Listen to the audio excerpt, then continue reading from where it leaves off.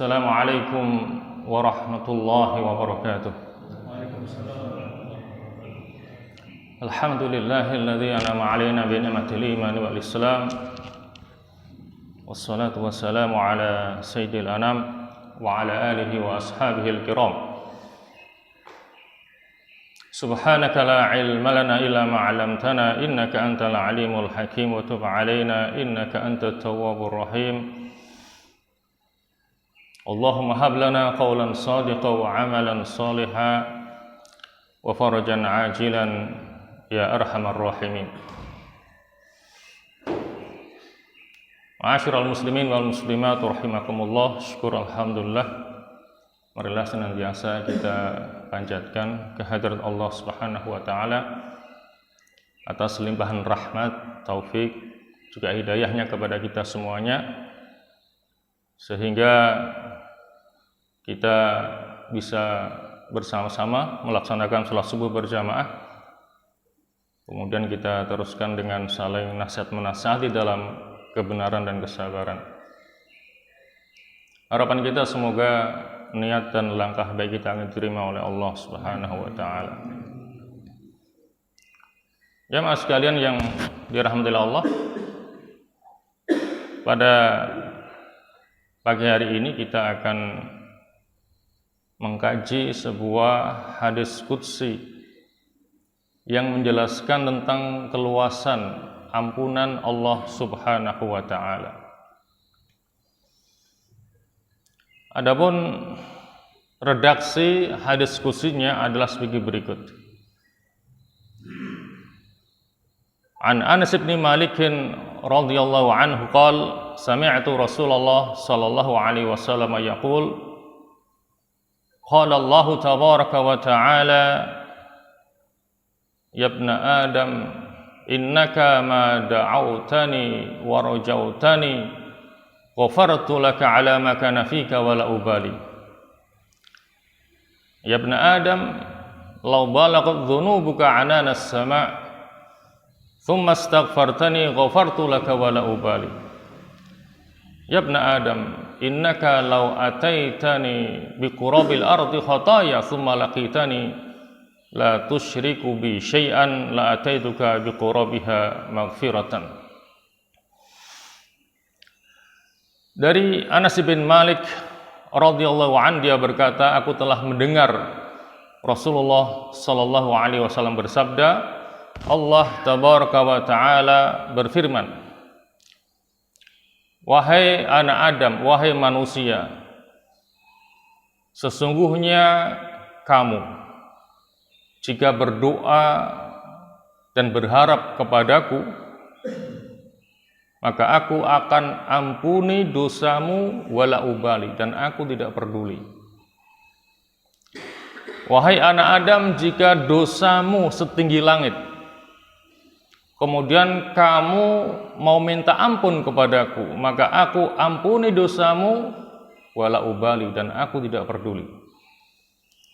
Wahai anak Adam, jika engkau datang kepadaku dengan membawa dosa sepenuh bumi, kemudian engkau berjumpa denganku dalam keadaan tidak menyekutukanku dengan sesuatu apapun juga, maka aku akan berikan kepadamu ampunan seluas bumi pula. Ma'asyiral muslimin rahimakumullah. Hadis ini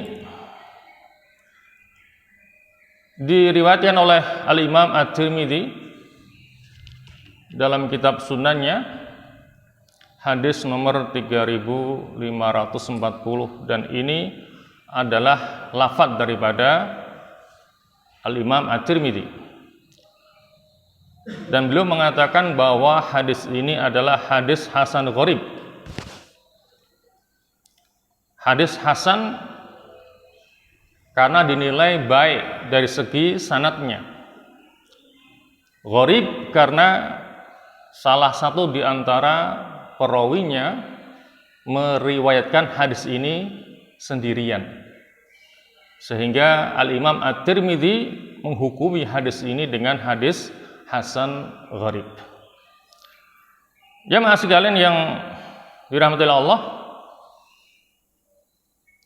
secara umum hadis qudsi ini menjelaskan kepada kita 3 syarat yang harus kita penuhi manakala kita ingin mendapatkan ampunan dari Allah Subhanahu wa ta'ala.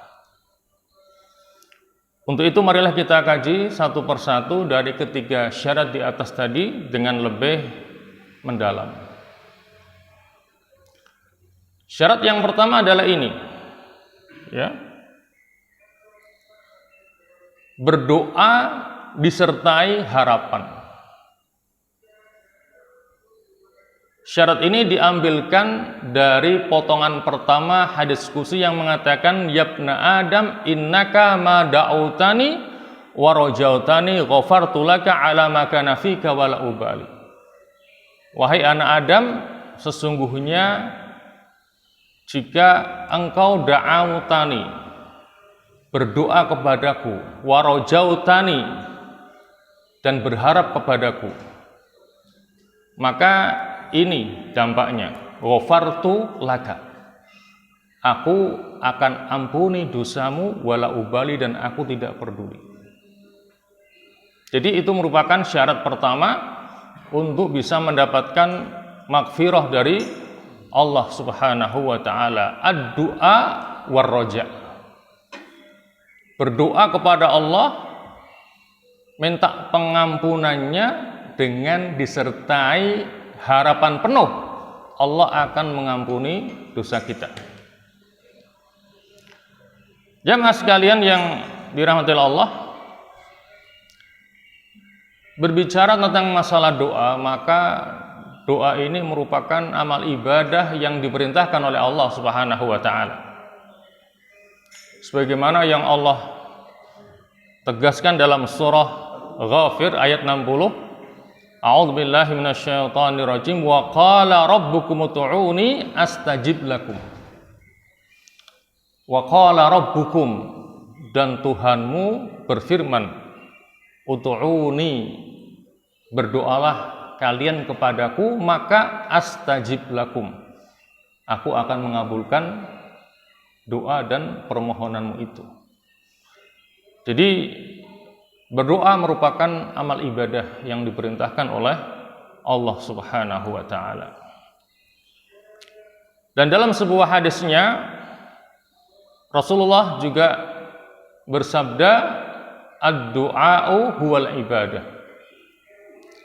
Doa itu adalah ibadah. Kadang kita mendengar redaksi ad-du'a'u mukhul ibadah. Doa itu adalah otaknya ibadah. Tetapi maaf, untuk redaksi yang kedua ini banyak ulama yang mendhaifkannya. Jadi yang redaksi yang sahih adalah ad-du'a'u huwal ibadah, bukan mukhul ibadah. Meskipun dari segi arti betul, doa adalah otaknya ibadah. Tetapi redaksi yang sahih adalah ad-du'a'u huwal ibadah. Doa itu merupakan ibadah. Kemudian Rasulullah membacakan ayat ini, wa qala rabbukum ud'uni astajib lakum. Terkait dengan masalah doa ini, ada beberapa adab yang perlu kita perhatikan bersama.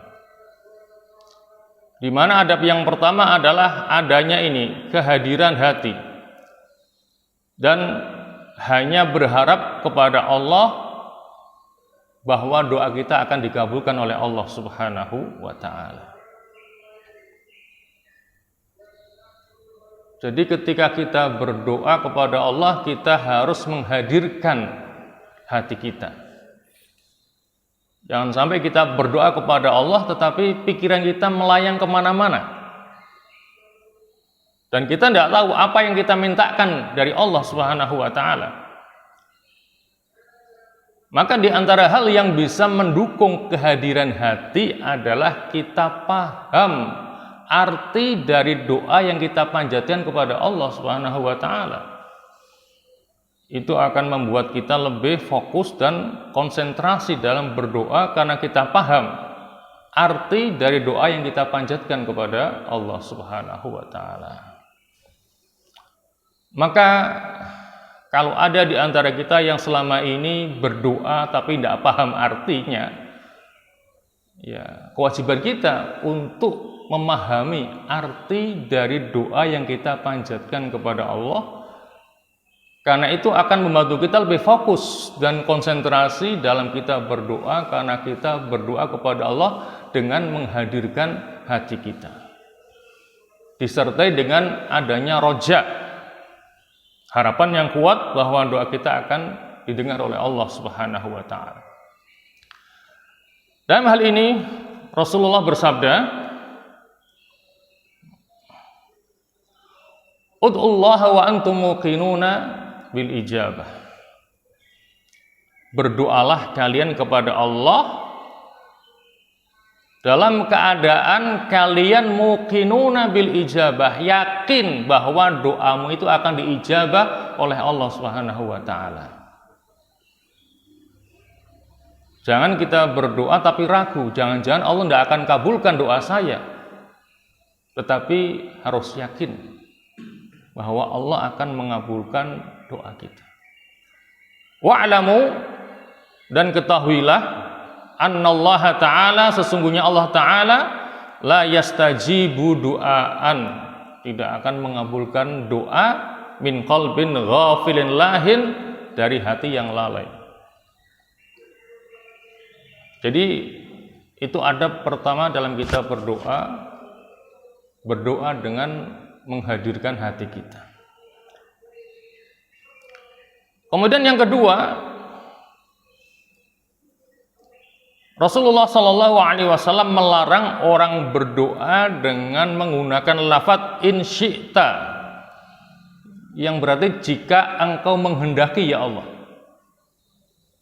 Misalnya ketika kita ingin minta ampunan kepada Allah, kita berdoa, Allahumma gfirli in syi'ta, ya Allah ampunilah aku jika engkau menghendaki. Berarti kan tidak serius. Kalau mau diampuni, diampuni. Kalau enggak, ya enggak. Ini mengindikasikan seakan-akan kita tidak butuh ampunan dari Allah. Kalau kita menyertakan kata-kata in syi'ta, jika engkau menghendaki ya Allah. Walakin liya'zimil mas'alah, akan tapi hendaknya kita menguatkan permohonan kita. Makanya jangan menyertakan kata-kata in syi'ta. Fa innallaha la mukriha lahu, karena sesungguhnya Allah tidak ada yang bisa memaksanya. Jadi kewajiban kita hanya berdoa. Masalah ijabah itu urusan Allah. Kapan akan diijabahi itu urusan Allah. Tugas kewajiban kita berdoa kepada Allah dengan penuh keyakinan doa kita akan didengarkan oleh Allah Subhanahu wa taala.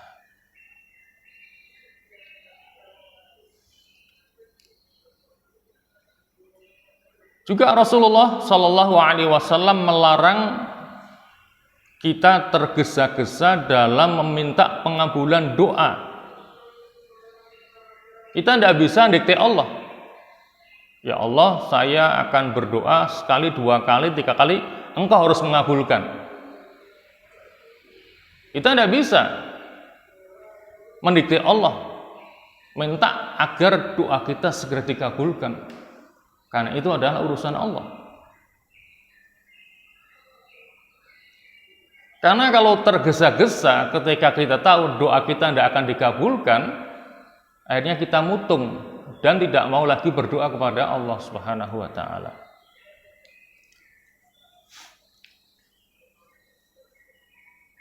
Ada sebuah kisah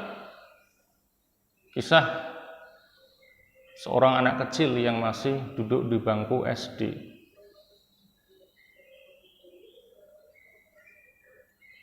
Orang tua anak kecil ini mendidik anaknya dengan baik, sehingga dia tumbuh sebagai anak yang taat beribadah kepada Allah, mandiri, dan gemar menabung, tidak boros.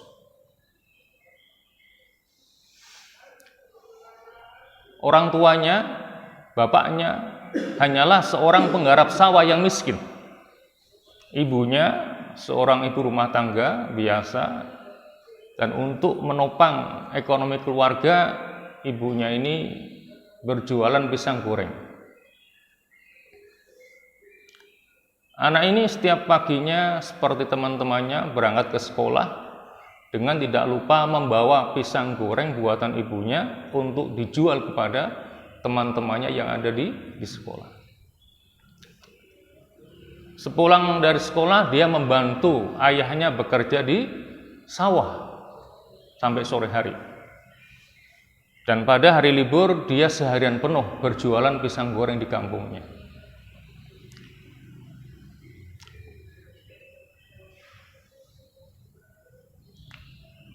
Sehabis sholat, anak ini senantiasa berdoa kepada Allah.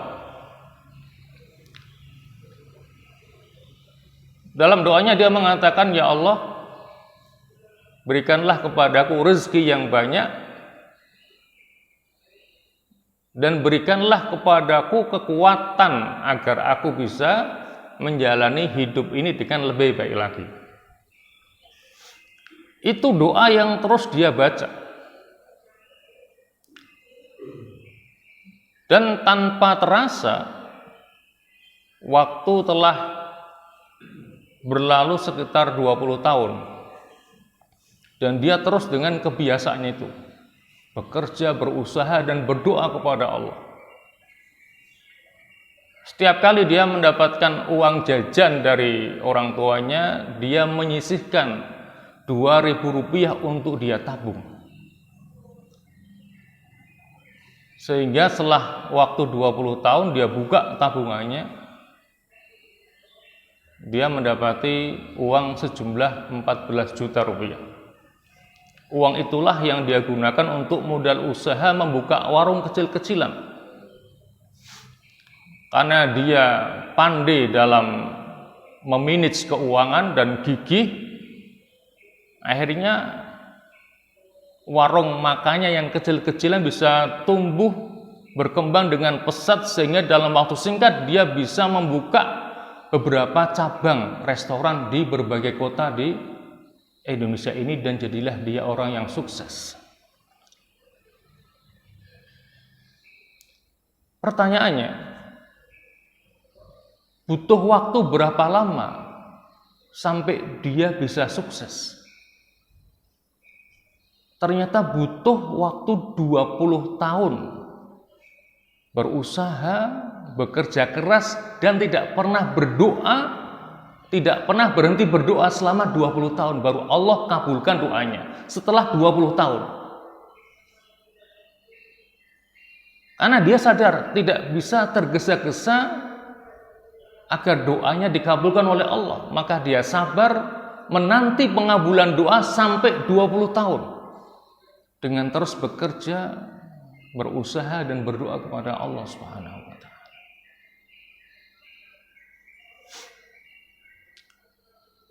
Jadi cara Allah membuat dia sukses bukan dengan Allah selipkan uang 14 juta di balik bantalnya, bukan. Allah jadikan dia seorang anak yang mandiri, yang rajin menabung, hemat,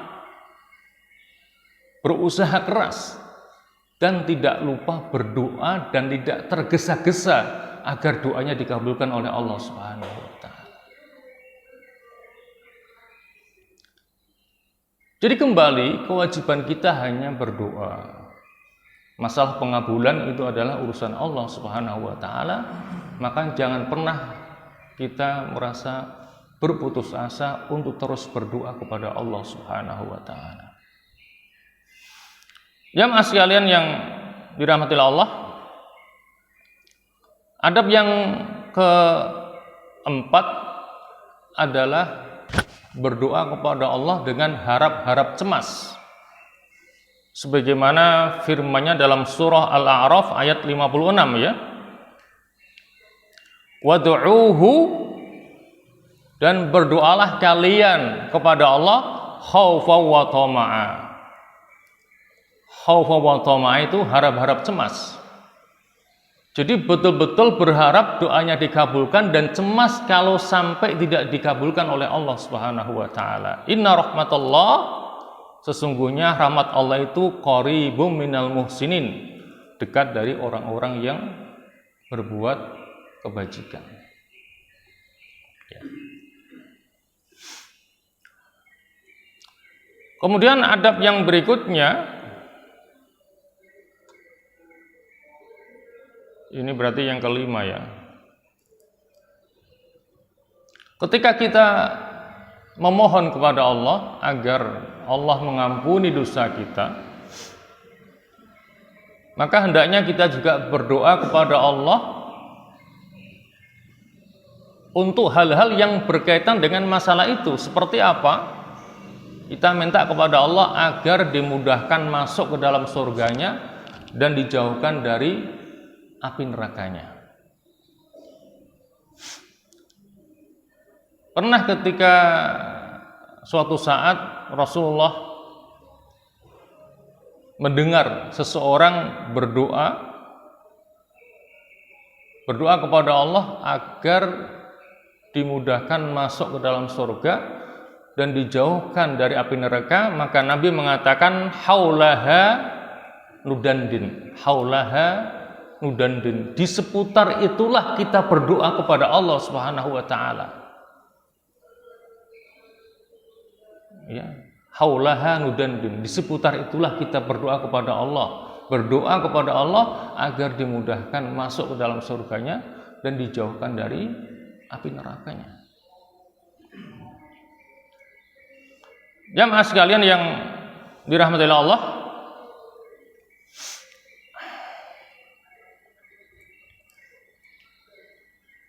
apabila kita berdoa kepada Allah, maka akan ada 3 kemungkinan. Kemungkinan yang pertama, Allah akan segera mengabulkan doa kita. Kemungkinan yang kedua, Allah tidak mengabulkannya di dunia, tetapi menunda pengabulannya di akhirat nanti.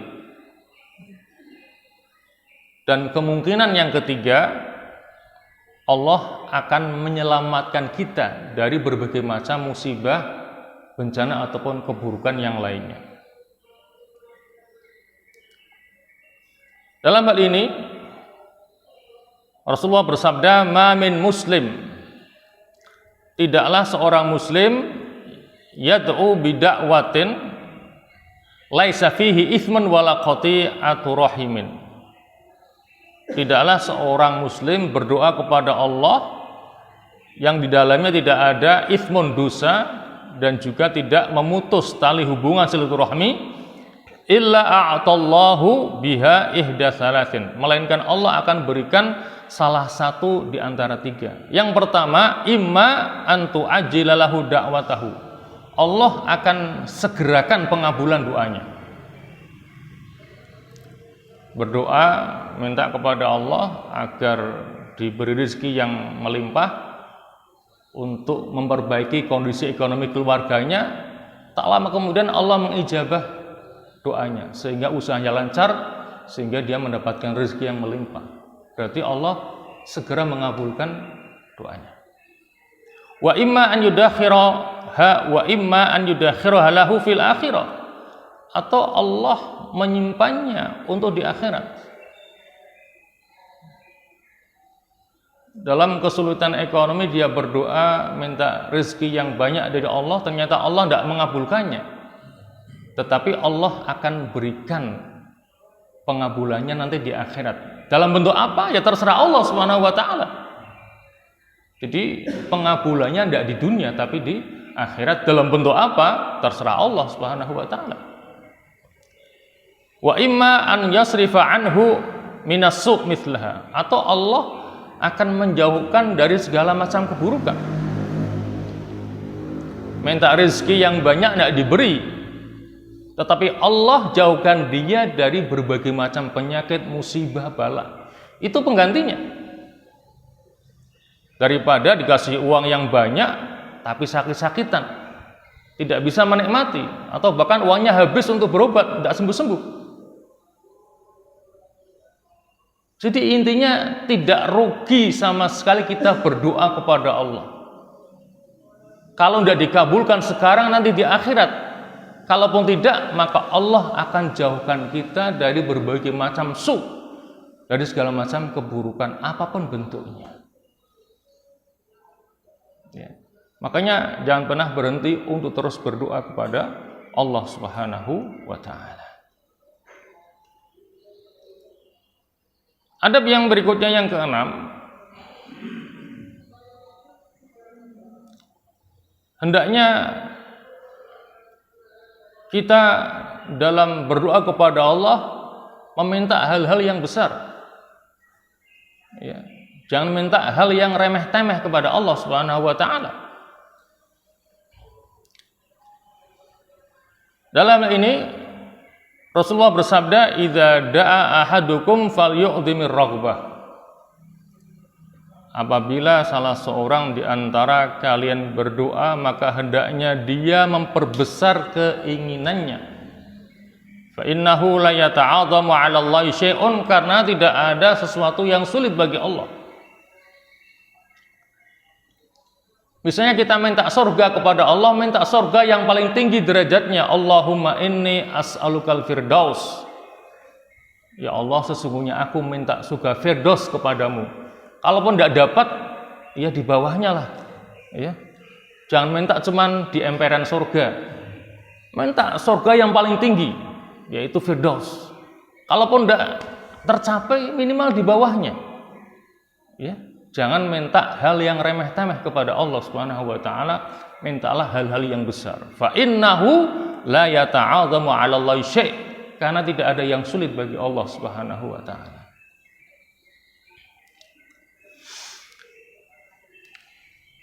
Jamaah sekalian yang dirahmati Allah, maka terkait dengan hal ini, dalam rangka untuk lebih memotivasi kita senantiasa berharap rahmat dan ampunan dari Allah, maka Allah berfirman, "Qul ya ibadiyalladzina asrafu ala anfusihim la taqnatu min rahmatillah innallaha yaghfiru dzunuba jami'a innahu huwal ghafurur rahim." Katakanlah, wahai hamba-hambaku yang telah bertindak melampaui batas terhadap diri mereka sendiri, la taqnatu min rahmatillah, jangan kalian pernah berputus asa dari rahmat Allah. Mengapa? Innallaha yaghfiru dzunuba jami'a, karena sesungguhnya Allah lah yang mengampuni semua dosa. Innahu huwal ghafurur rahim, sesungguhnya Dia Allah Maha Pengampun lagi Maha Penyayang.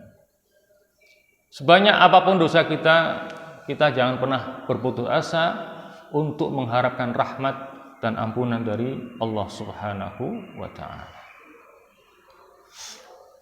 Jamaah sekalian yang dirahmati Allah, adapun syarat yang kedua untuk mendapatkan ampunan dari Allah adalah senantiasa memperbanyak istighfar. Ya, memohon ampun kepada Allah Subhanahu wa ta'ala. Syarat ini diambilkan dari potongan kedua dari hadits qudsi di atas, yang mana Allah mengatakan, "Yabna Adam law balagha dzunubuka ananas sama' tsumma astaghfartani ghafartu laka wala ubali." Wahai anak Adam, jika dosamu setinggi langit, kemudian engkau minta ampun kepadaku, ghafartu laka, aku ampuni dosamu, wala ubali, dan aku tidak peduli. Istighfar itu artinya tolabul maghfirah, berarti memohon ampunan. Sementara maghfirah adalah perlindungan dari pengaruh buruk dosa-dosa.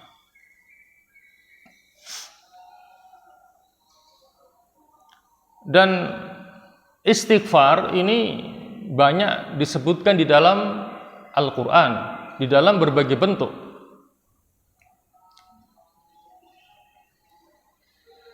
Yang pertama, terkadang dalam bentuk perintah. Ya.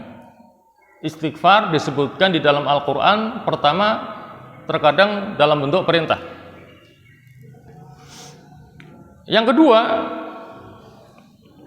terkadang dalam bentuk Allah memuji kepada orang-orang yang banyak beristighfar. Kemudian yang ketiga, Allah menyatakan bahwa dirinya adalah zat yang maha pengampun lagi maha penyayang. Ya. Jadi itulah 3 bentuk penyebutan istighfar di dalam Al-Quran. Contoh bentuk yang pertama berupa perintah, misalnya firman Allah dalam surah Al-Baqarah ayat 199 ya. Allah menyatakan wastaghfirullaha innallaha ghafurur rahim. Wastaghfirullaha, dan minta ampunlah kalian kepada Allah, innallaha ghafurur rahim, sesungguhnya Allah maha pengampun lagi maha penyayang. Istaghfirullah ini kata kerja perintah, bentuknya perintah, minta ampunlah kalian kepada Allah. Wastaghfirullah juga disebutkan pada ayat yang lain, misalnya ayat ketiga dari surah Hud. Allah menyatakan wa anistaghfiru rabbakum tsumma tubu ilaih. Wa anistaghfiru rabbakum, dan hendaknya kalian minta ampun kepada Tuhan kalian, tsumma tubu ilaih, kemudian tobatlah kalian kepadanya. Istaghfiru rabbakum ini juga kata kerja perintah. Minta ampunlah kalian kepada Tuhan kalian.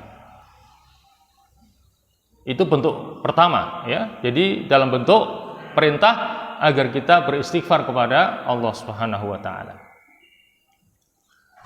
Kemudian bentuk yang kedua adalah Allah banyak memuji orang-orang yang beristighfar. Misalnya dalam surah Ali Imran ayat 17 Allah berfirman wal mustaghfirina bil ashar, dan orang-orang yang beristighfar pada waktu sahur. Artinya Allah banyak memuji orang-orang yang mau beristighfar pada waktu sahur, karena itu waktu yang utama untuk minta ampun kepada Allah, yaitu istighfar pada waktu sahur menjelang subuh. Dan Allah puji mereka itu, orang-orang yang banyak beristighfar pada waktu sahur. Wal mustaghfirina bil ashar, dan orang-orang yang beristighfar pada waktu sahur. Kemudian bentuk yang ketiga, pernyataan Allah bahwa dirinya zat yang maha pengampun lagi maha penyayang. Misalnya disebutkan dalam surah An-Nisa ayat 110. Allah berfirman wa may ya'mal su'an aw yadhlim nafsahu thumma yastaghfirillaha yajidillaha ghafurar rahima. Wa may ya'mal su'an, dan barang siapa yang melakukan keburukan, apapun keburukannya, aw yadhlim nafsahu, atau menganiaya dirinya sendiri dengan perbuatan maksiat dan dosa, thumma yastaghfirillah, kemudian dia mau minta ampun kepada Allah, yajidillah, maka dia akan temukan Allah Ghafurur Rahima, zat yang maha pengampun lagi maha penyayang. Di sini Allah menyatakan dirinya sebagai Ghafurur Rahim. Berarti Allah menyatakan bahwa dirinya adalah zat yang maha pengampun lagi maha penyayang. Itulah 3 macam bentuk penyebutan istighfar di dalam Al-Quran. Bisa berupa perintah, bisa berupa pujian kepada orang-orang yang banyak beristighfar pada waktu sahur, atau pernyataan dari Allah bahwa dirinya Zat yang Maha Pengampun lagi Maha Penyayang. Jamaah sekalian yang dirahmati Allah, kemudian di sini kami sebutkan pula beberapa syarat taubat menurut para ulama. Wa anistaghfiru rabbakum tsumma tubu ilaihi. Dan hendaknya kalian beristighfar kepada Allah kemudian bertobat kepadanya. Maka di antara syarat untuk dipenuhinya taubatan nasuha, yang pertama adalah berhenti dari semua dosa dan maksiat yang telah dikerjakannya. Kemudian yang kedua, menyesali perbuatan dosa yang telah dikerjakannya. Dan yang ketiga, berkemauan keras dan bertekad untuk tidak mengulanginya lagi perbuatan dosa tersebut. Itulah 3 syarat yang harus dipenuhi untuk taubatan nasuha. Ya ayyuhalladzina amanu tubu ilallahi taubatan nasuha. Wahai orang-orang yang beriman, bertobatlah kalian kepada Allah dengan taubat yang sebenar-benarnya.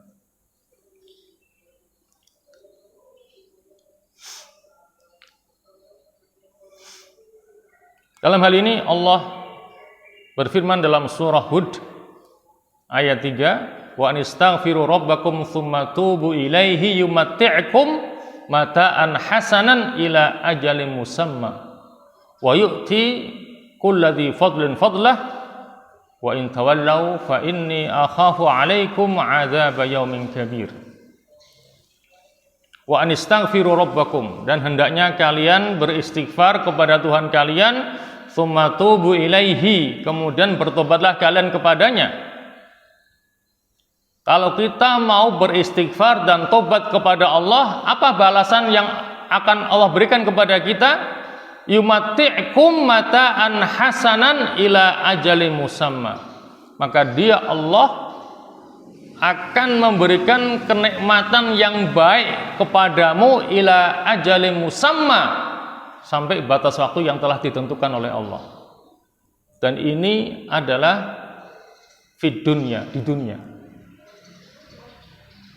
Ini balasan di dunia. Allah akan berikan kepada orang yang mau istighfar dan tobat. Allah akan berikan yumati'kum mata'an hasanan, akan berikan kepadanya kenikmatan yang baik dalam makna yang seluas-luasnya.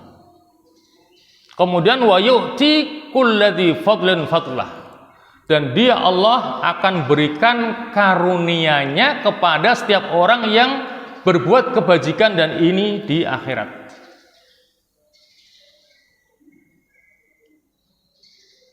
Jadi dampaknya dunia dan akhirat bagi orang yang mau istighfar dan tobat kepada Allah Subhanahu wa taala. Tetapi wa in tawallau, dan jika kalian berpaling, tidak mau minta ampun, tidak mau tobat kepada Allah, fa inni, maka sesungguhnya aku Allah, akhafu alaikum adzaba yaumin kabir, takut kalian akan ditimpa siksaan pada hari yang besar, yaitu pada hari kiamat.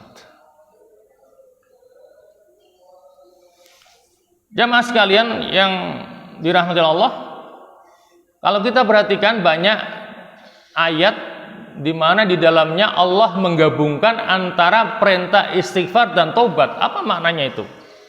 Misalnya ini, wa anistaghfiru rabbakum tsumma tubu ilaihi. Pertama Allah perintah kita untuk istighfar, kemudian Allah perintah kita untuk taubat. Apa maknanya? Hal ini pernah dijelaskan oleh Al-Imam Al-Hafidz Ibn Katsir. Ya, ketika beliau menafsiri ayat ini, wa anistaghfiru rabbakum tsumma tubu ilaihi, apa kata beliau?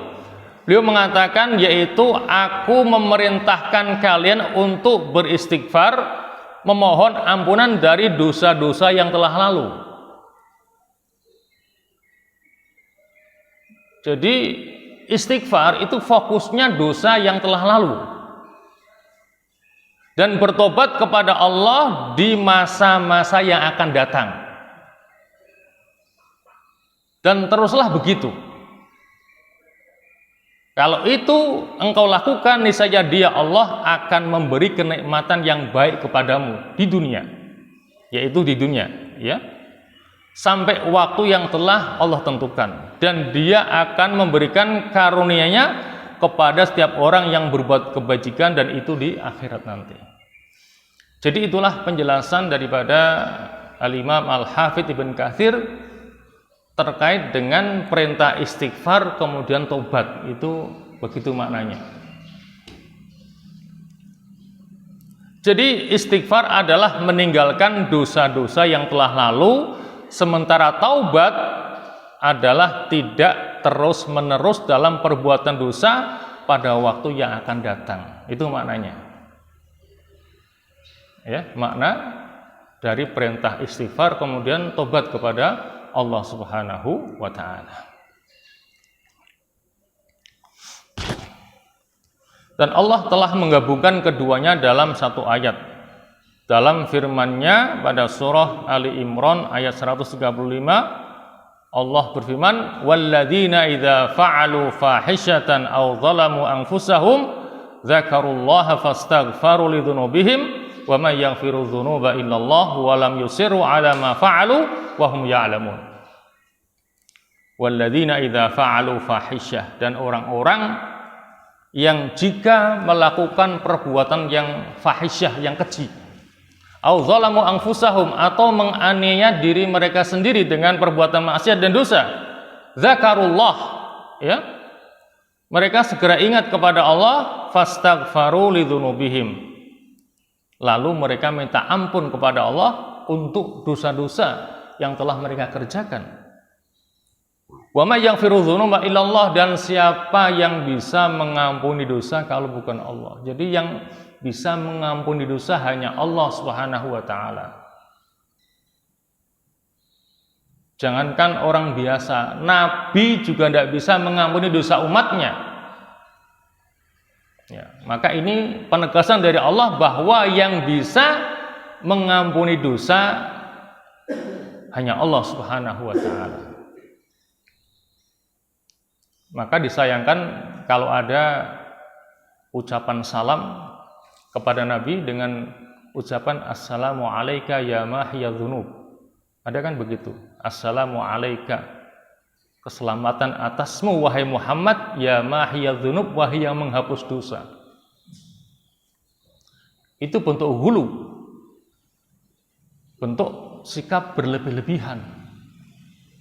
Padahal di sini Allah mengatakan tidak ada yang bisa mengampuni dosa illallah, kecuali Allah. Jangankan seorang wali, Nabi aja tidak bisa mengampuni dosa umatnya. Mengapa ada ucapan salam yang seperti itu? Assalamu alayka ya mahiyadz dzunub, keselamatan atasmu Muhammad, wahai penghapus dosa. Walam yusiru ala ma fa'alu wa hum ya'lamun, dan mereka tidak terus-menerus melakukan apa yang telah mereka kerjakan sedang mereka mengetahuinya. Ya. Jadi di sini Allah menggabungkan antara istighfar dan taubat. Ini adalah istighfar, walam yusirru ini mewakili taubat. Ya. Jamaah sekalian yang dirahmati Allah, sebanyak apapun dosa kita, kalau kita mau mengakui akan dosa kita dan minta ampun tobat kepada Allah, maka yakinlah Allah akan mengampuni dosa dan kesalahan kita. Dalam sebuah hadisnya Rasulullah menceritakan ada seseorang yang berulang kali berbuat dosa, kemudian dia minta ampun kepada Allah, maka Allah ampuni dosanya. Nabi mengatakan, inna rajulan aznaba dzamban faqala rabbi inni aznabtu dzamban faghfirhu li. Ada seseorang yang berbuat dosa, kemudian dia mengatakan, rabbi inni aznabtu dzamban, wahai Tuhanku, aku telah berbuat dosa, faghfir li, maka ampunilah aku. Maka dijawab oleh Allah, alima abdi annalahu rabban yaghfiru dzamba wa ya'khudhu bihi qad ghafartu li abdi. Hambaku ini tahu kalau dia punya Tuhan yang bisa mengampuni dosa, dan dia mau minta ampun kepadaku, maka aku ampuni dosa hambaku itu. Setelah diampuni, summa amila dzamban akhar, kemudian dia berbuat dosa yang lain lagi, dan kembali dia mengatakan, Rabbi inni aznabtu dzamban faghfirhu li. Ya Allah, aku telah berbuat dosa yang lain lagi, tolong ampunilah aku ya Allah. Kembali dijawab oleh Allah, alima abdi anna lahu rabban yaghfiru dzamba wa ya'khudhu bihi qad ghafartu li abdi sama. Untung hambaku masih sadar kalau dia punya Tuhan yang bisa mengampuni dosa, dan dia mau minta ampun kepadaku, maka aku ampuni dosa hambaku itu. Setelah itu apa? Tsumma amila dzamban akhar, kemudian dia berbuat dosa yang lain lagi, dan kembali dia mengatakan, Rabbi inni aznabtu dzamban faghfirhu li. Maka pada kali yang ketiga jawaban Allah berbeda dengan yang pertama dan yang kedua. Allah mengatakan, alima abdi annalu rabban yaghfiru dzamba wa ya'khudhu bihi ushidukum anni qad ghafartu li abdi falyamal masya'. Untung hambaku masih sadar kalau dia punya Tuhan yang bisa mengampuni dosa, dan dia meminta ampun kepadaku, maka saksikanlah oleh kalian semua wahai hambaku, sesungguhnya aku telah mengampuni dosa hambaku itu, dan aku persilahkan dia untuk berbuat apa saja yang ingin dia perbuat. Barangkali Allah kesel ini. Ini orang tobat tapi tomat, setelah tobat dia kumat lagi. Tetapi Allah tidak pernah capek untuk mengampuni dosa hambanya selama dia mau mengakui dosa dan kesalahannya dan mau minta ampun kepada Allah Subhanahu wa ta'ala. Masalahnya apa? Masalah ajal. Takutnya kita berbuat dosa, belum sempat minta ampun, tobat kepada Allah, ajal telah datang menjemput kita. Itu yang celaka. Tetapi selama kita mau mengakui kesalahan kita, minta ampun kepada Allah, dan kita tidak menyekutukan Allah, maka insya Allah Allah akan ampuni dosa kita. Jamaah sekalian yang dirahmati Allah, dalam kita beristighfar kepada Allah, ya, kita insya Allah sudah mengenal, bahkan mungkin sudah hafal ya, yang dinamakan dengan Sayyidul Istighfar. Ya, pemimpinnya istighfar minta ampun kepada Allah. Ya. Ya, jadi yang belum hafal ya silakan dihafalkan. Sayyidul Istighfar. Allahumma anta rabbi la ilaha illa anta khalaqtani wa ana abduka wa ana ala ahdika wa wa'dika mastata'tu a'udzubika min syarri ma sana'tu abu'u laka bi ni'matika 'alayya wa abu'u bi dzambi faghfirli fa innahu la yaghfiru dzunuba illa anta. Inilah Sayyidul Istighfar. Pemimpinnya istighfar ya ini. Ya. Kalau bisa dihafalkan sehingga kita tidak cukup mengatakan astaghfirullah wa atubu ilaih, tetapi juga kita selingi dengan membaca Sayyidul Istighfar. Inilah pemimpin dari kita minta ampun kepada Allah Subhanahu wa ta'ala. Dan inilah yang diajarkan oleh Rasulullah sallallahu alaihi wasallam.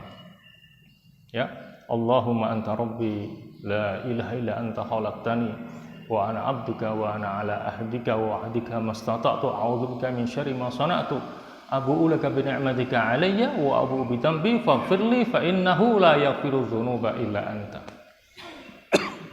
Insyaallah kalau kita mau menghafal akan cepat hafal, ya.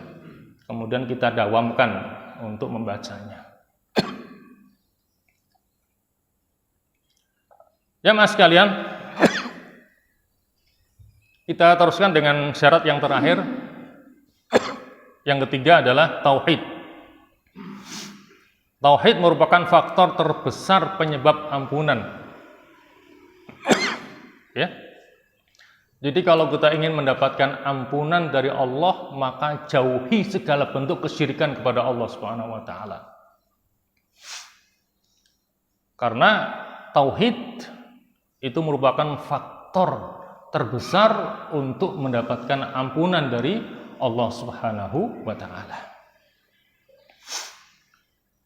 Syarat yang ketiga ini diambilkan dari potongan hadis qudsi yang ketiga, yaitu apa? Yabna Adam innaka law ataitani biqurabil ardi khataya tsumma laqitani la tusyriku bi syai'an la ataituka biqurabiha maghfiratan. Wahai anak Adam, jika engkau datang kepadaku nanti dengan membawa dosa sepenuh bumi, tsumma laqitani, kemudian engkau bertemu denganku ini, la tusyriku bi syai'an, dalam keadaan kamu tidak menyekutukan aku dengan sesuatu apapun juga, la ataituka bi qurabiha maghfiratan, maka aku akan berikan kepadamu ampunan seluas bumi pula.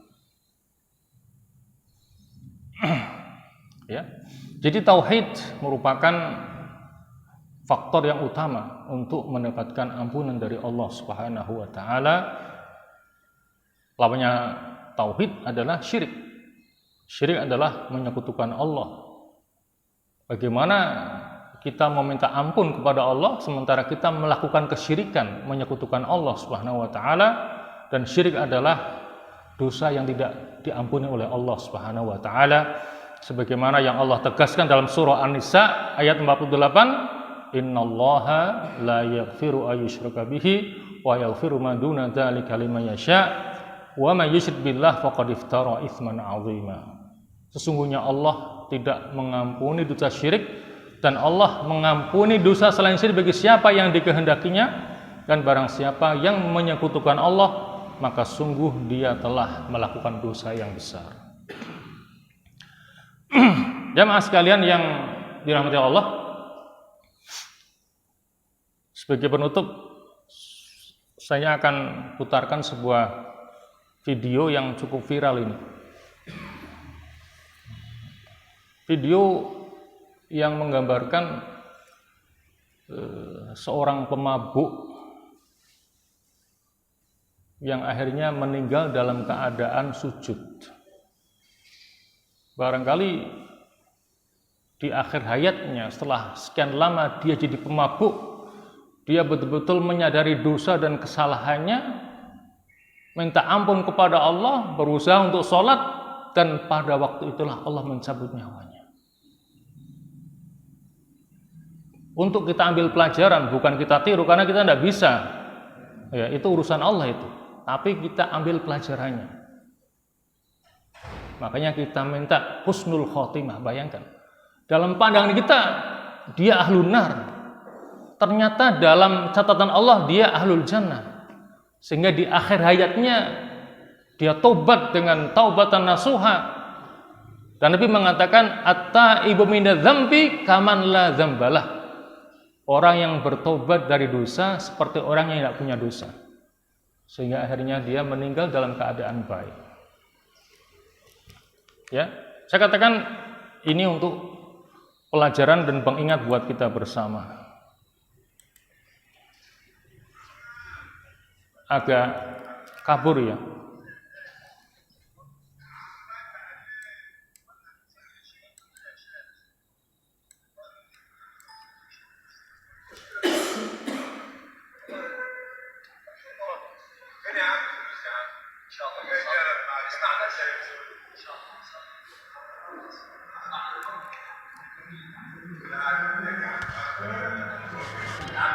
Ini dia memaksa untuk masuk ke dalam masjid dalam kondisi masih mabuk ya. Kemudian orang-orang berusaha untuk menghalanginya.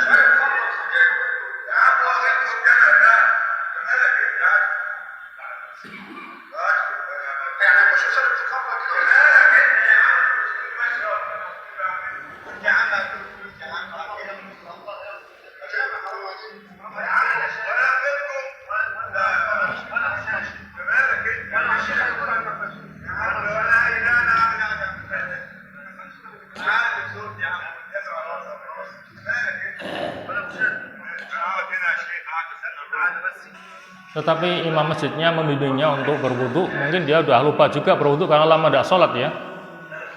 Dibimbing untuk sholat, untuk wudu.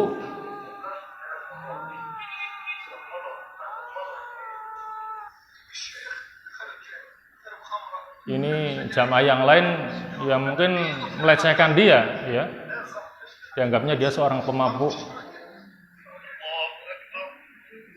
Kemudian dia sholat di belakang imam.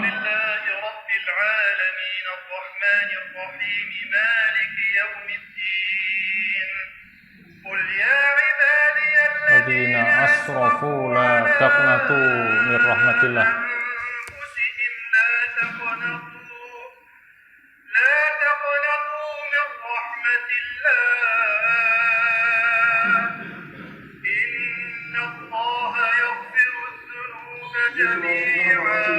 Hah? Ini mungkin salat taubah mungkin ya, taubah mungkin. Karena dia ingin taubat.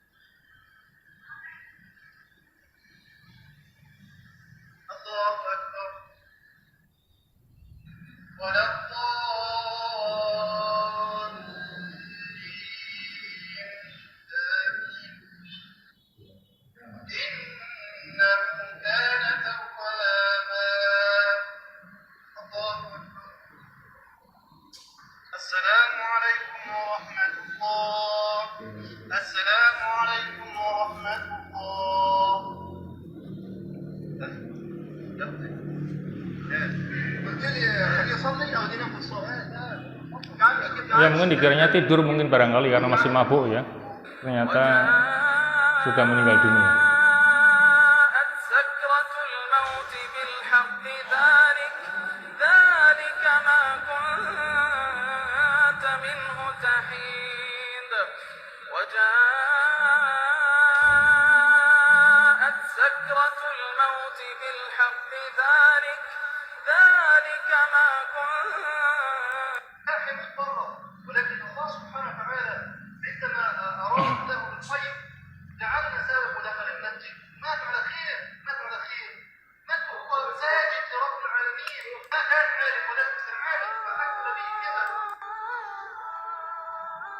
Ya, itulah yang kita harapkan bersama ya.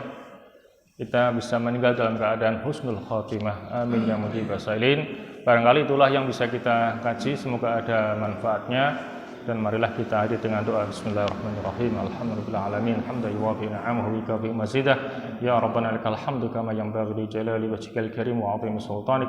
Allahumma salli wa sallim ala Muhammad wa ala ali Muhammad. Allahumma la dada' lana fi maqamina hadza dhanban illa ghafartah wa la hamman illa farajtah wa la karban illa nafastah wa la maridan illa syafaitah wa la dainan illa qadaitah wa la mu'assiran illa yasartah wa la dhalan illa hadaitah wa la ghaiban illa radattah wa la hajatan min habayi dunya hiya laka ridha wa lana fiha salah illa antana ala qada'iha wa yassartah lana bi rahmatika ya arhamar rahimin.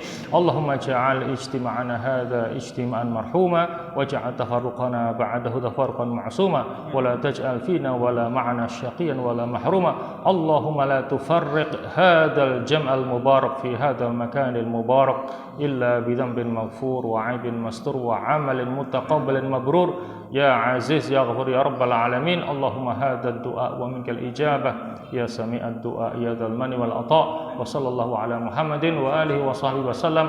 Alhamdulillahirabbil alamin. Assalamualaikum warahmatullahi wabarakatuh.